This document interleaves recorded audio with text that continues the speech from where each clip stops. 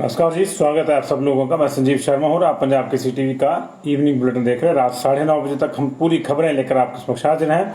आज हिमाचल प्रदेश में आधिकारिक रूप से पहली हैवी स्नोफॉल हुई और कल रात से ही मौसम खराब हो गया था। निचले क्षेत्रों में बारिश शुरू हो गई थी और आज ऊपरी क्षेत्रों में जम के बर्फबारी हुई। हालांकि जनजातीय इलाका 2 दिन पहले से ही बर्फबारी की चपेट में था। इस बर्फबारी ने तमाम पोल प्रशासन की खोल के रख दी है, पूरी पोल पट्टी खुल गई है। इसके अलावा प्रदेश में और देश में बड़े पैमाने पर छात्र पॉजिटिव आ रहे हैं। 275 छात्र पॉजिटिव आए हैं, जिसमें से जवाहर नवोदय विद्यालय के प्रदेश के बहुत ज्यादा छात्र हैं। आज बड़ा विस्फोट हुआ है। जवाहर नवोदय विद्यालय जो है वो हॉटस्पॉट बन के उभरे हैं। इसकी बात करेंगे, ओमिक्रॉन की भी बात करेंगे, स्वर्ण आयोग और भीम आर्मी के लोगों को क्या चेतावनी मुख्यमंत्री ने दी है उसकी बात करेंगे और कैसे नड्डा के दखल के बाद अब पुलिस को जस्टिस मिलेगा। जी हाँ, अब तक हम एक मुहिम चलाए हुए थे, justice for Himachal Pradesh police, और वो अब मिलता हुआ नजर आ रहा है। क्योंकि एक तो कल कमेटी गठित हो गई थी, लेकिन दूसरी सबसे बड़ी बात यह है, अंदर की खबर यह है कि जगत प्रकाश नड्डा ने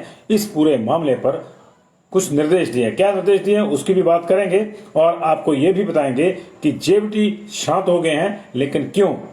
कल सरकार की सद्बुद्धि के लिए यज्ञ हो रहा है और कौन कर रहा है इसकी बात करेंगे। कुल्लू से चंडीगढ़ के बीच में चर्च की सप्लाई का एक नया माध्यम सामने आया है। यह माध्यम है एम्बुलेंस। मरीजें ढोती हैं एम्बुलेंस पहले, लेकिन अभी आज एक बड़ा खुलासा हुआ है कि लंबे अरसे से अब ये चर्च ढोने का भी काम करें। एक एक करके तमाम खबरों पे आएंगे। सबसे पहले कोविड की बात करते हैं। देश और दुनिया में ओमिक्रॉन की दहशत है।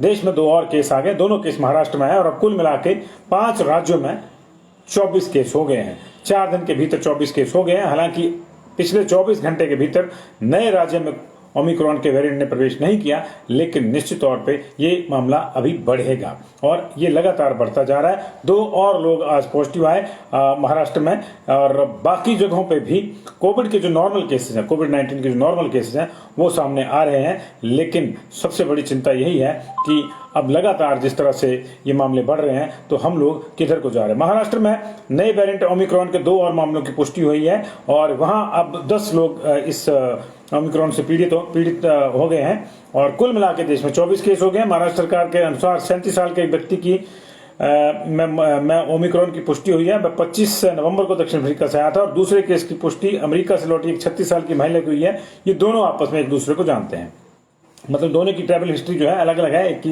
साउथ अफ्रीका की, एक की दक्षिणी, और उसकी एक की अमेरिका की है, लेकिन दोनों एक दूसरे को जानते हैं, दोनों एक दूसरे के दोस्त हैं। तो संभवतः साउथ अफ्रीका वाले से संपर्क में आने के चलते उसकी जो गर्लफ्रेंड थी वो भी पॉजिटिव हुई है। तो ये बॉयफ्रेंड गर्लफ्रेंड जो है पॉजिटिव आए हैं और इनके इन 2 लोगों के आज पॉजिटिव आने से 24 मामले हो गए। हालांकि अभी हमारे पास कम से कम 200 ऐसे सैंपल्स की हमको इंतजार है जिनकी जीनोम सीक्वेंसिंग के लिए भेजा गया, उनकी रिपोर्ट का इंतजार है। तो ये नंबर बढ़ सकता है, लेकिन फिलहाल परेशानी यही है कि कोई हल इसका सूझ नहीं रहा। जितनी तेजी से ये फैल रहा है, जैसे कि दावा किया गया 5 गुना ज्यादा फैलता है, वो उस स्पीड से फैल रहा है। लेकिन राहत की बात यह है कि अभी ओमिक्रॉन से कहीं किसी डेथ की खबर ना देश में ना विदेश में अभी नहीं आई है। आधिकारिक रूप से ओमिक्रॉन से डेथ की खबर नहीं आई है, लेकिन ये तेजी से फैल रहा है, ये चीजें बिल्कुल सामने आई हैं। तो अब तक की अगर बात करें तो अकेले महाराष्ट्र में 10, दिल्ली में 1, गुजरात में 2, कर्नाटक में 2, इस तरह से, और राजस्थान में 9 लोग पॉजिटिव आ चुके। तो कुल मिलाकर 24 लोग पॉजिटिव आ चुके हैं। लेकिन इससे भी बड़ा जो आज का विषय है वो ये है कि 275 छात्र पॉजिटिव आए हैं। 275 छात्र पॉजिटिव आए हैं और इनमें से अधिकांश जवाहर नवोदय विद्यालयों के हैं।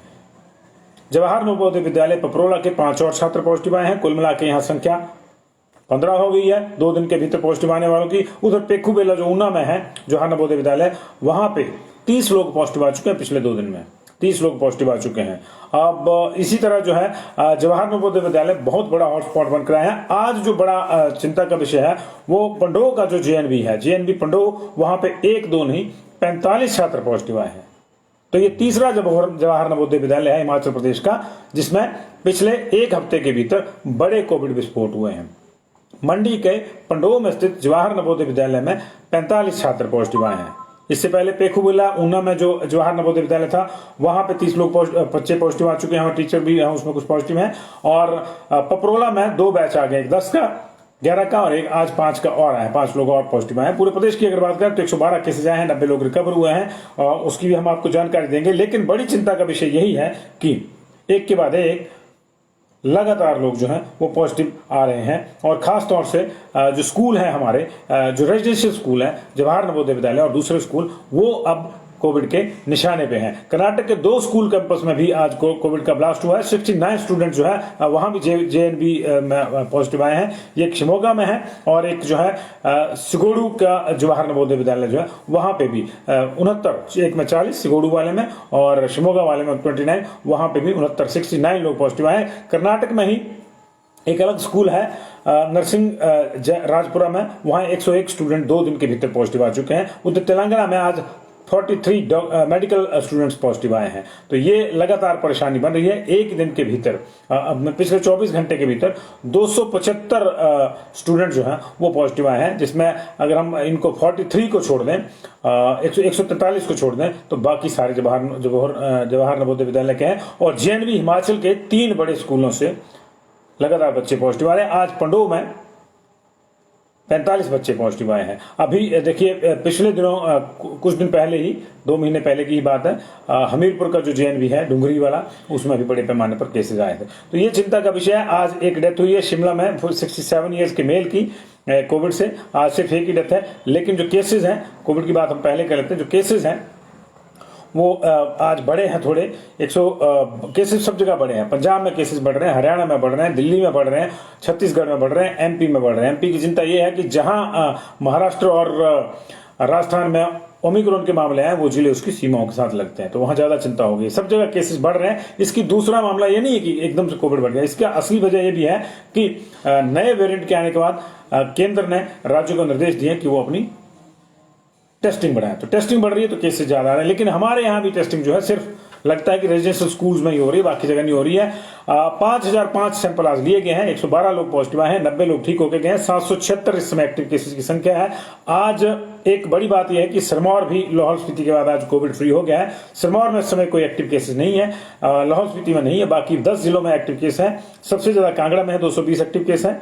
उसके बाद 136 केस मंडी में, 135 केस शिमला में, 105 केस ऊना में, 97 एक्टिव केसेज हमीरपुर में, 20 बिलासपुर में, 13 चंबा में, 2 किन्नौर में, 3 कुल्लू में और 45 जो है वो सोलन में एक्टिव हैं। 2,27,630 व्यक्ति अब तक पॉजिटिव आ चुके हैं और 3,836 लोगों की डेथ हो गई है। कोविड की डेथ की अगर बात करें तो सुप्रीम कोर्ट ने आज राज्यों को फटकार लगाई है, जिसमें हिमाचल भी है। महाराष्ट्र और राजस्थान मेन पार्टी थी इसमें, लेकिन बाकी राज्य भी इसमें शामिल हैं। राज्यों को फटकार लगाई है कि किसी भी राज्य ने अब तक जो है वो कोविड से हुई मौतों पर मुआवजे को गंभीरता से नहीं लिया। महाराष्ट्र में 1.25 लाख के आसपास डेथ हुई है, लेकिन अभी तक किसी को भी मुआवजा नहीं दिया गया है। ये सुप्रीम कोर्ट की चिंता का सबब था आज, और इसको लेकर जो है सुप्रीम कोर्ट ने वहां फटकार लगाई है और उनको कहा है कि आप जल्दी से जल्दी जो है इस तरह का इंतजाम कीजिए कि लोगों को राहत दी जा सके। लेकिन राहत कब देंगी सरकारें, ये सुप्रीम कोर्ट के हाथ में नहीं है। हाँ, इतना जरूर है कि सुप्रीम कोर्ट ने ये कहा है कि आपके खिलाफ फिर हम कानूनी कार्रवाई अमल में लाएंगे। तो ये चिंता बनी हुई है। अब अगली खबर का रुख करते हैं। जगत प्रकाश नड्डा, जिनका कथित रूप से काफिला रोका गया था पिछले कल बिलासपुर में justice for Himachal Pradesh police के तहत हिमाचल प्रदेश पुलिस के जवानों के परिजनों के द्वारा, उन्होंने ही अब इस मसले को जल्दी सुलझाने के राज्य सरकार को निर्देश दिए। ये बड़ा फैसला है जी, ये बड़ा फैसला है और इस फैसले से कई चीजें जो है अब होंगी। उन्होंने जो निर्देश दिया है उसके बाद कई चीजें आगे पीछे जो है होंगी और नए सिरे से उनको देखा जाएगा। मैं थोड़ा सा इसको जरा कर लेता हूं जी सिस्टम को, और ये जो पूरी खबर है मेरे पास, इसका मैं आपको पूरा संज्ञान उन्होंने लिया है और उन्होंने ये कहा है कि एग्जैक्ट उन्होंने एक जयराम ठाकुर को उन्होंने ताकीद करी है कि वो इस पूरे मामले का क्या जो है मामले को प्राथमिकता के आधार पर निपटाएं, अन्यथा ये दिक्कत होगी। तो दिक्कत हो रही है क्योंकि देखिए, और उसमें अब उसके बाद उनके निर्देश के बाद जो है कुछ चीजें बनी हैं और कुछ चीजें नए सिरे से हुई हैं। कल एक कमेटी गठित हुई थी 3 आईजी लेवल के और एक जो फाइनेंस देखते हैं, फाइनेंस ऑफिसर पुलिस विभाग के, उनकी एक कमेटी बनाई गई थी जो इसको स्टडी करेगी। हालांकि कमेटी की आज ऑफिशियल मीटिंग नहीं हुई, लेकिन इनफॉर्मल मीटिंग हुई है और तीनों आईजी जो है आपस में बैठे हैं कि जो जो उनको निर्देश दिए हैं उसको किस तरह से आगे बढ़ाना है। लेकिन इसी बीच में जगत प्रकाश नड्डा ने अब अपने स्तर पर सरकार को ये निर्देश दिए हैं और कहा है कि वह इस पूरे मामले में जल्दी से जल्दी कोई हल इसका निकाले, क्योंकि बहुत से लोगों के साथ जुड़ा हुआ मामला है। इसका दूसरा असर देखिए, आज एसपी बिलासपुर ने रिपोर्ट दी है कि जेपी नड्डा का रास्ता नहीं रोका गया, बल्कि कुछ लोग किनारे पे खड़े थे हाथों में तख्तियां लेकर, और जेपी नड्डा ने जब इशारा किया तब वो आगे गए। जबकि मजेदार बात है कि कल इसी बिलासपुर पुलिस ने 10 लोगों के खिलाफ केस दर्ज किया था कि उन्होंने वीवीआईपी मूवमेंट में व्यवधान डाला है, उनके खिलाफ केस हुआ था दर्ज। ये एक पहलू था। दूसरा पहलू था कि आज एडीजी लेवल के एक अधिकारी भी बिलासपुर पहुंचे, अशोक तिवारी एडीजी हैं, वो पहुंचे बिलासपुर और उन्होंने एक तरह से पूरा सीन रिक्रिएट किया। जहां वो मामला हुआ था वहां जाकर घटनास्थल पर उन्होंने पूरे सीन को रिक्रिएट किया। वहां महिला भी खड़ी की गई। जब कहा गया था कि महिला सबसे पहले सामने आई तो महिला कहां खड़ी थी वो पूछा गया, उसको वहां खड़ा किया गया। गाड़ी आई, उसको रोकने का किस तरह से प्रयास हुआ, ये सारी चीजें, पूरा ड्रामा होता रहा जी दिन भर आज बिलासपुर में। अब सवाल यह है कि जब जगत प्रकाश नड्डा को नहीं लगा कि उनका काफिला रुक रहा है, उन्होंने राज्य सरकार को कहा कि आप इसको देखिए। और जो पुलिस कल कह रही थी बिलासपुर की कि रास्ता रोका गया था, केस दर्ज की, तो वो कह रही कि रास्ता नहीं रोका था, वो मिलने गए थे क्योंकि नड्डा जी ने इशारा किया था। तो अब इस ड्रामे की क्या जरूरत थी? इस ड्रामे की रिपोर्ट कल आनी है, वो भी उस पर भी नजर रहेगी क्या रहेगा। लेकिन कहीं ना कहीं ये चीजें ये जरूर बताती हैं कि इस मामले को बिगाड़ा ही अफसरों ने है। जो अपनी बात रखने के लिए ओक ओवर हमारे कुछ जवान बाबरदी पहुंचे थे, उस दिन मुख्यमंत्री ने कह दिया था कि कल आप मीटिंग करिए और इस मामले को देखिए कैसे होना है। लेकिन उसके बाद क्या हुआ, अफसर सक्रिय हो गए, उन्होंने इस मामले को लिंगर ऑन करना शुरू कर दिया। मीटिंग नहीं हुई थी पहले दिन, विभाग से लोग पहुंचे, लेकिन कहा गया कि एसीएस फनास जो है वो बिजी है। एसीएस फनास ने कहा कि आया नहीं मिलने कोई, यहां लोचा क्रिएट हो गया। उसके बाद ना दूसरे दिन और फिर अगले दिन जब रिज पे कार्यक्रम था तो इस तरह से ये एक चीज क्रिएट की गई कि मुख्यमंत्री नाराज हैं। जबकि मुख्यमंत्री ने कहा था कि मुझको थोड़ा सा और जरूर लगा कि अरे ऐसा क्या हो गया, इतने ज्यादा लोग क्यों आ गए, 3-4 लोग आ जाते तब भी बात सुन लेते। वो ठीक है, उनका स्वभाव है, 3-4 लोग भी जाते तो बात सुन लेते।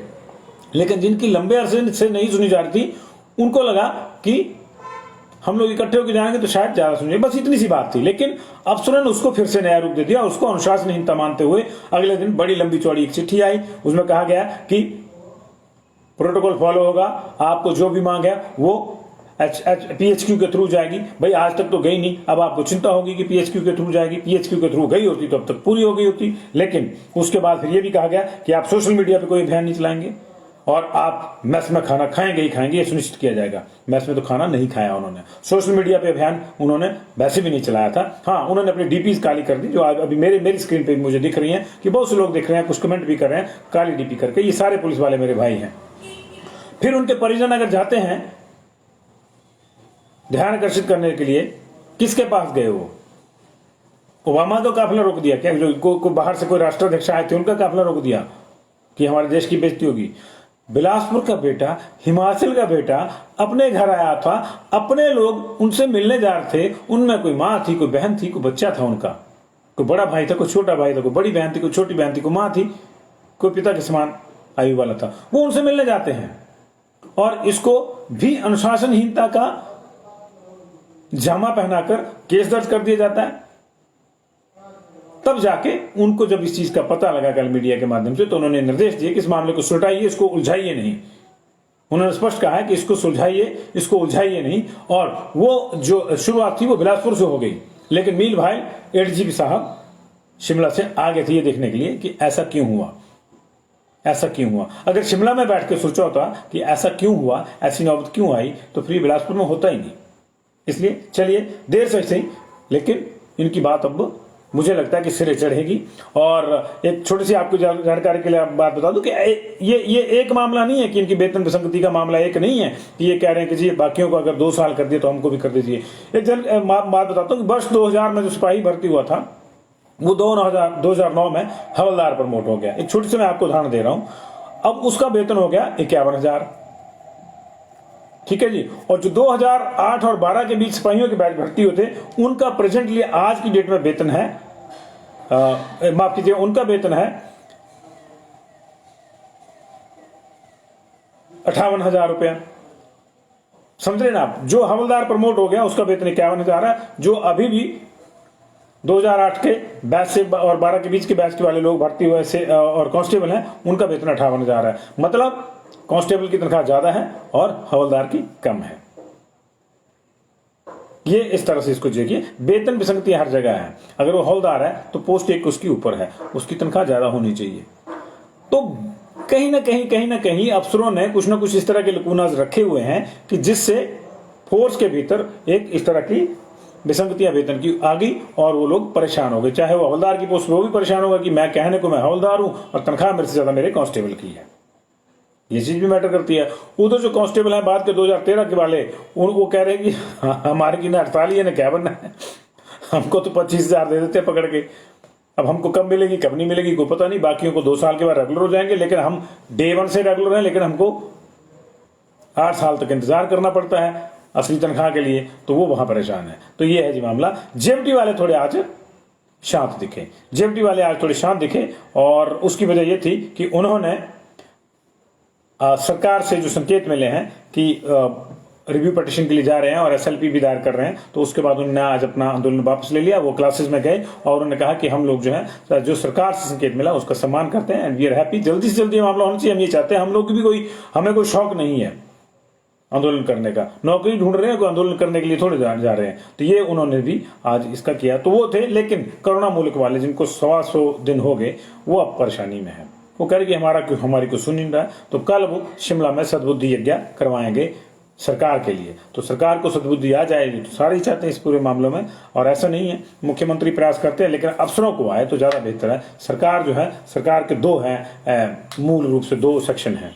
एक शासन वालों का, एक प्रशासन वालों का। तो शासन वालों को तो आ जाती है कल, क्योंकि उनको पता है कि वोट वाला भी मामला, वोट नहीं पड़ेंगे, नोटा दब जाएगा, ये हो जाएगा। लेकिन प्रशासन वाले कुछ अपनी ही मस्ती में होते हैं। तो जो ब्यूरोक्रेटिक सेटअप है, ये bureaucratic part of the government है, उसको शायद ये ज्यादा जरूरत है इस तरह के यज्ञ की। और उधर एसएमसी वाले भी अब परेशानी में है लगातार। वो उनका भी एक प्रतिनिधिमंडल कर बिलासपुर में मिला था और उन्होंने कहा कि 2555 जो एसएमसी है, जिसमें से ये मेरे पास है उनका कुछ लोग जो पीरियड बेस के आधार पर JBT, TGT, PGT, DP, CNW वाले जो हैं, ये पिछले 8 साल से ये भी पढ़ा रहे हैं। इनको भी या तो अनुबंध पे ले लो या रेगुलर कर दो, कुछ तो इनका करो, कुछ तो इनका भी करो, क्योंकि सुप्रीम कोर्ट भी कह चुका है इनकी नियुक्ति जो है वो सही है।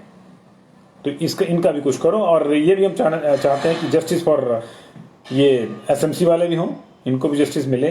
तो ये पूरा मामला चला हुआ है। जेओआईटी वालों वाला मामला भी थोड़ा सा कल देखते हैं उस पर क्या होता है क्या नहीं होता है। परसों उसकी जो हियरिंग है उसके बाद देखना होगा, लेकिन ये चिंता लगातार बनी हुई है। अब बात करते हैं मौसम की। मौसम ने आज करवट बदली और पूरे ऊपरी जो इलाके थे हिमाचल प्रदेश के, वहां पे बारिश और बर्फबारी का दौर हुआ। निचले इलाकों में कल भी बारिश हुई थी, सुबह भी आज बारिश हुई है। और इसके कोकसर में 18 इंच, दारचा में 12 इंच बर्फबारी हुई है। अटल टनल फिलहाल दोनों तरफ से भारी बर्फबारी के चलते यातायात के लिए बंद है। और इसका जो प्रभाव पड़ा है वो ये पड़ा है कि 160 से अधिक रूटों पर परिवहन सेवाएं ठप हो गई हैं। 25 से 30 बसें तो शिमला में फंस गई हैं। 25 से 30 बसें शिमला में फंस गई हैं एचआरटीसी की। और 160 से अधिक रूटों पर परिवहन सेवा बंद हुई है और 5 एनएच सहित जो है 136 सड़कें अवरुद्ध हो गई हैं। इसमें ये पूरा जनजीवन एक तरह से प्रभावित हो गया। और बड़े बड़े दमगजे भरते थे हमारे डीसी साहिबान या दूसरे कि हम लोगों ने ये कर लिया, ये कर लिया, ये कर लिया। सारी चीजें हर बार ऐसा होता है कागजों में रह जाती हैं। कई जगह बिजली नहीं है, कई जगह बस नहीं गई आज। तो ये पहले ही गेड़े में लग गया। चाहे बरसात हो, पहली बरसात में पोल खुल जाती है, चाहे बारिश हो, पहली बरसात में पोल खुल जाती है। और बाकी पोलें भी खुल रही हैं कि कभी किसी का वेतन इस तरह से कर दिया और कभी किसी की भर्ती में नियमों में घेर फेर कर दिया और किसी को ढंग का काम जो है ये हमारे जो माननीय अफसरान साहिबान हैं वो नहीं हो रहा है। तो असली फैसला अब आप समझ गए होंगे कि समस्या की जड़ कहां है। समस्या की जड़ आम कर्मचारी नहीं है। उधर जो है वो अनुबंध नियमित कर्मचारी संघ भी सिन्योरिटी की बात उठा रहा है। बाकी जेसीसी की बैठक के बाद भी आपने देखा कि टीचर्स भी खुश नहीं है, ठीक है, 2-3 मुद्दे जो सबके हुए, पे बैंड का मुद्दा, पे कमीशन का मुद्दा हुआ, उसकी बात हुई, लेकिन असली जो मसला था ओपीएस वाला वो रह गया, उस पर कुछ कोई एड्रेस नहीं हो पाया। उधर अब इसके अलावा टीचर्स के अलग से मजदूर संघ की अपनी, बीएमएस की, भारतीय मजदूर संघ की अपनी जेसीसी की बात हो रही है, टीचर संघ की अपनी मीटिंग की बात हो रही है, तो हुआ क्या? तो हुआ कुछ भी नहीं है जी। तो ये पूरा जो मामला है इसलिए चला हुआ है। तो ये बात अफसरों से चली कि अफसर किस तरह काम करते हैं। तो अफसरों ने फाइलों में खूब काम किया, लेकिन पहले ही बर्फबारी ने ये सारा काम जो है वो धो दिया, पूरी फाइलें धो दी। ठंड भी बढ़ गई है मौसम में अब इस तरह के बदलाव से, और -3.4 डिग्री न्यूनतम तापमान स्पीति के केलंग में दर्ज किया गया। कुफरी में -1 है, किन्नौर में -2 है, और डलहौजी, भरमौर यहाँ भी 1 और 2 के बीच में तापमान है। यहाँ तक कि सुंदरनगर जो ज़्यादा अपेक्षाकृत गर्म रहता है, वहाँ पे भी आज न्यूनतम तापमान 2.7 डिग्री था। हमीरपुर में मौजूद 10 था, ऊना में भी 10 था। ये तो ये फर्क पड़ा है। और 8 और 9 दिसंबर को भी ये बर्फबारी रहेगी। तो अभी तो 6 हुई है, तो 7, 8 और 9 तक ये दौर रहेगा। तब तक क्या क्या पोल खुलती है प्रशासन की, ये देखना होगा जी। और अब चलते चलते कुछ और खबरों पर बात कर लेंगे। आज मुख्यमंत्री ने एक तरह से चेतावनी दी है स्वर्ण योग की मांग को लेकर। जो स्वर्ण समाज यात्रा कर रहा है उनको भी, और भीम आर्मी वालों को भी। वो क्योंकि बाबा साहब के पुण्यतिथि पर जब पुष्पांजलि अर्पित करने मुख्यमंत्री गए थे, तो वहां भीम आर्मी वाले मिले, और उन्होंने जो स्वर्ण समाज का एक आंदोलन चला स्वर्ण आयोग के पक्ष में, उसको लेकर उन्होंने कुछ अपनी मांग रखी। तो उसके बाद मुख्यमंत्री ने साफ कहा कि ऐसा कुछ नहीं होना चाहिए, चाहे वो भीम आर्मी करे, चाहे कोई स्वर्ण समाज वाले करें, कि जिससे प्रदेश में लॉ एंड ऑर्डर की कोई सिचुएशन पैदा हो, और इस चीज को हम जो है सख्ती से निपटेंगे। तो ये जो है ये उन्होंने स्पष्ट एक जो है संदेश दिया। उधर आज एक बड़ी हैरानीजनक खबर आई। कुल्लू हॉस्पिटल के ब्लड बैंक से संबंधित एक एम्बुलेंस में 712 ग्राम चर्स पकड़ी गई थी।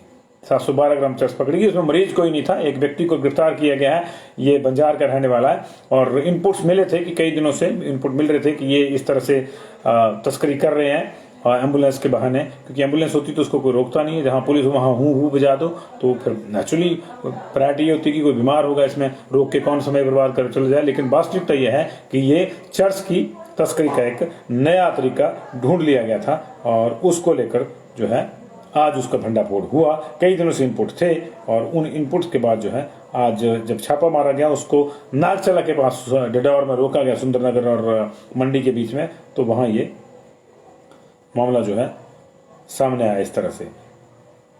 शिक्षा नीति को लेकर भी आज एक बैठक हुई है, उसमें कई भी प्रावधान हैं, लंबे हैं, और बाद में इनका पता चलेगा। लेकिन एक पहल होगी ये जो नई शिक्षा नीति है उसको लागू करने की जी।